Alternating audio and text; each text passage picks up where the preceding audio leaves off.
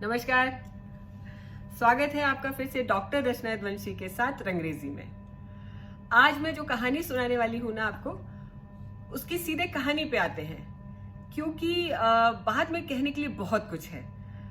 शुरू करने से पहले इसकी भूमिका के तौर पे मैं ये बस एक लाइन कहूंगी कि मेरे लिए ये चैलेंज था इस बार इसको लिखना। क्यों था, कैसे लिखा मैंने, क्या मैंने चैलेंज को पूरा किया सक्सेसफुली, ये कहानी सुनने के बाद आप डिसाइड करिए। कहानी सुनिए। कहानी है गहरे भी और काले भी। गहरे भी और काले भी। सुप्रीता और विजया की दोस्ती मशहूर थी कॉलेज में। दोनों का क्लास से लेके कैंटीन तक हमेशा एक साथ रहना बाकियों के लिए कोई अचरज नहीं था, क्योंकि सभी जानते थे कि सुप्रीता और विजया स्कूल से ही पड़ोसी भी थी और सहेलियां भी। कहते हैं कि लंबे समय तक साथ रहने वाले लोगों के नए नक्श भी मिलने लगते हैं। ऐसा ही हुआ था सुप्रीता और विजया के साथ। दूर से कितनी एक सी लगती थी दोनों। लंबी गहरी काया, सांवला रंग और बहुत शार्प फीचर्स दोनों को बहुत खूबसूरत बनाते थे। दूर से देखने पर बस बालों का फर्क दोनों को अलहदा कर पाता था। सुप्रीता के घने काले लंबे बालों की दो गुथी चोटियां बस विजया के छोटे कंधे तक आने वाले बालों की पोनी से उसको थोड़ा अलग करते थे। सुप्रीता के बाल इस कदर खूबसूरत थे कि उसकी माँ उसे कभी खोलने की इजाजत नहीं देती थी। कहती थी, खोला मत कर बिट्टू, नजर लग जाएगी। और सुप्रीता हंसी में माँ की बात को उड़ाती हुई कहती थी कि अम्मा, जो चीज नजरों को अच्छी लगे उसे नजर कैसे लग सकती है, तू ना बहस मत किया कर। कहते हुए माँ उसके खुले बालों की हमेशा चोटी गूंथ देती थी। विजया और सुप्रीता की दोस्ती के चर्चे केवल सहपाठियों तक सीमित नहीं थे। प्रोफेसर्स भी जानते थे कि एक की अनुपस्थिति का कारण दूसरी जरूर जानती होगी। सारे कोर्सेज और विषय एक से लेने के अलावा एनसीसी में दोनों साथ ही कैडेट भी बनी। सुप्रीता अक्सर कहती थी कि देखना विजो, हमारी दोस्ती लोगों को याद रहेगी। मतलब कुल मिला के दो अल्हड़ लड़कियों की जिंदगी शहद सी जा रही थी। फिर मौका आया एनसीसी कैंप करने का। मध्यम वर्गीय परिवारों में बच्चों में खासतौर पर लड़कियों को नाइट आउट की आजादी नहीं होती, लिहाजा कैंप नामक चीज का बड़ा ही क्रेज होता है। चूंकि विजया सुप्रीता दोनों के परिवार पढ़े लिखे और प्रगतिशील विचारों के थे, सो दोनों ने कैंप के लिए अपने फॉर्म भर दिए। आगरा शहर के कैंट एरिया में कैंप का आयोजन किया गया। 3 दिन के कैंप में पूरे दिन परेड, ड्रिल और शूटिंग के बाद शाम 7 बजे के बाद कई शहरों से आई 40 लड़कियों का मजेदार मजमा लगता था। नाच गाना, अंताक्षरी, हंसी ठट्ठों में रातें चहका करती थीं। खास बात यह थी कि हर दिन कम से कम एक बार तो सुप्रीता के बालों का जिक्र कैंप में जरूर छिड़ता था। कोई सुप्रीता के लंबे बालों का राज पूछता था तो कोई आहें भरता था कि उसके खुद के बाल इतने लंबे क्यों नहीं हैं। कैंप की आखिरी रात कुछ ज्यादा ही मस्ती भरी थी। रात भर गाने गाकर और डांस करके लड़कियों ने जैसे न सोने का मन बना लिया था। अलग अलग शहरों से आई लड़कियां 3 दिन में इतनी घनिष्ठ हो गई थीं कि लगता था जैसे एक अरसे से एक दूसरे को जानती हैं।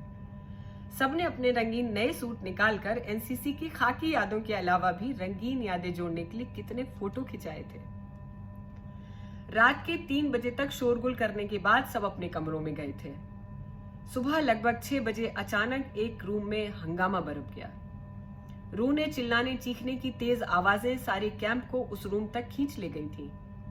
लड़कियों का झुंड एक जगह इकट्ठा था और साथ में गई टीचर बहुत देर तक उस परिधि में घुस नहीं पाई थी जहां कुछ हुआ था। टीचर ने जब वो दृश्य देखा तो उनके होश फाख्ता हो गए थे। तकिए में मुंह छिपाकर सुबक रही सुप्रीता और पास में कटी पड़ी थी उसकी बाएं तरफ की काली घनी लंबी चोटी।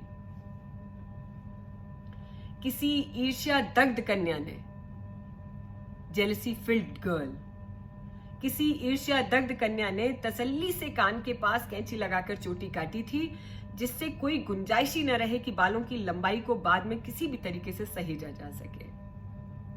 सुप्रीता रो रो कर लगभग बेहोश होने की स्थिति में आ गई थी।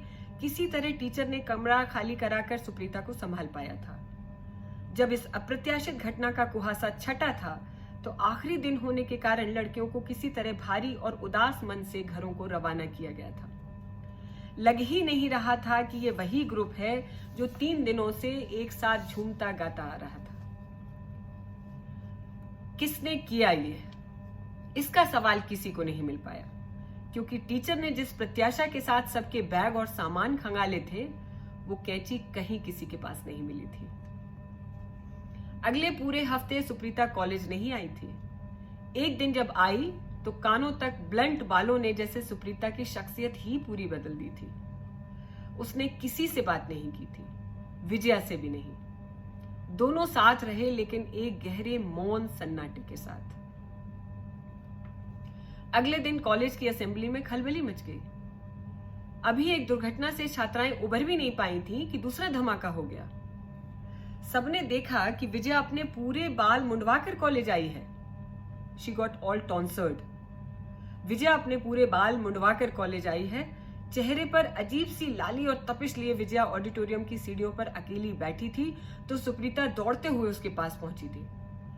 विजया के घुटनों के पास बैठकर जब सुप्रीता ने अपनी आंसू भरी निगाहों से विजया से मूक सवाल किया था तो विजया सुप्रीता से लिपटकर बहुत रोई थी। सुप्रीता ने सुबकते हुए अपनी सी पीर सी गुजरती जब विजया से पूछा था कि विजो बाल कहां कर दिए, तो विजया ने लंबी हिचकियों में दबे स्वर में सुप्रीता के गले लगकर बताया था कि सुप्पो वहीं फेंक दिए मैंने बाल जहां कैंची फेंकी थी। सुप्रीता के सन्नाटे भरे जहन में वही विजया का वाक्य गूंज गया कि देखना सुप्पो, हमारी दोस्ती लोग याद करेंगे। किस वजह से याद करेंगे, उन दोनों में से किसी को पता नहीं था। कैसी लगी आपको कहानी? मुझे बताइएगा कमेंट में, टिप्पणियों में। मैं आपको बताऊं कि हमेशा की तरह मेरे पास कोई भी कहानी लिखते वक्त बहुत सारे पहलू होते हैं। इस बार भी जो खास बातें हैं वो मैं बताती हूँ इस कहानी की। पहली बात तो ये कि ये राइटर के तौर पे मेरे लिए चैलेंज था।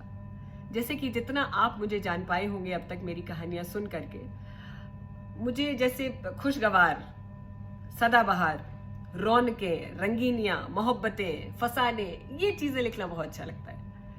मतलब वो अंदर से एक रहता है कि अच्छा अच्छा लिखो, लोगों को अच्छा अच्छा लगे और अच्छा अच्छा होता रहे। एक वो वाला कहीं डायमेंशन मेरा ज्यादा प्रोमिनेंट है। लेकिन ये कहानी के तौर पे पहले तो आप मुझे दाद जरूर दीजिएगा, थोड़ा सेल्फ बोस्टिंग वाले मोड में हूं मैं, कि मुझे इस कहानी का केवल एक सूत्र पता था। मैं आपको बताऊं कि शुकाबाद जो मेरा शहर था, वहां के कॉलेज की घटना है, ये सत्य घटना है। और मैं छोटी थी, मैं 8th 9th में मैं रही होंगी जब मुझे ये घटना पता लगी थी। मतलब मुझे बताया गया था, सुना था मैंने ये। आप यकीन मानिए कि मैं सन्नाटे में आ गई थी और मेरा बाल मन, आप कह सकते हैं 8th 9th के बच्चे उस टाइम में बिल्कुल अबोध और निश्चल हुआ करते थे। मुझे अंदर तक जैसे झकझोर गई थी ये घटना और मुझे लगा था कि व्यक्ति के अंदर कितनी नेगेटिविटी और कितनी ईर्ष्या हो सकती है। पराकाष्ठा को भी पार कर गया था ये वाकया तो।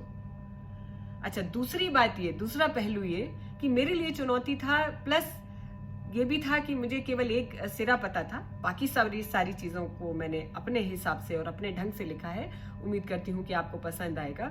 दूसरी जो खास बात है, इस कहानी को लिखते वक्त लगातार मेरे अंतर मन में जो पैरेलल बात चल रही थी वो ये थी कि हर व्यक्ति में, हर शख्सियत में गुड और बैड का मिक्सचर होता है, गुड एंड इविल का मिक्सचर होता है। ठीक है, रावण अगर अहंकारी और अभिमानी था, विध्वंसकारी था, तो वो इंटेलिजेंट भी बहुत था, बहुत बुद्धिमान था, है ना। और रामचंद्र के बारे में कोई टिप्पणी मैं करूंगी नहीं, मर्यादा पुरुषोत्तम राम है, माहौल ऐसा है कि आप कुछ ज्यादा कह नहीं सकते। कुल मिला के मेरा निष्कर्ष ये है, क्रक्स ये है कि एक व्यक्ति में, एक इंसान में गुड इविल दोनों होते हैं, अच्छा बुरा दोनों पहलू होते हैं। कौन सा पहलू ज्यादा प्रोमिनेंट होगा, निकल के सामने आएगा, ये डिपेंड करता है उसकी पढ़ाई लिखाई पे और उसके संस्कारों पे। पढ़ाई लिखाई करते हैं हम शिक्षित जब होते हैं, साक्षर नहीं।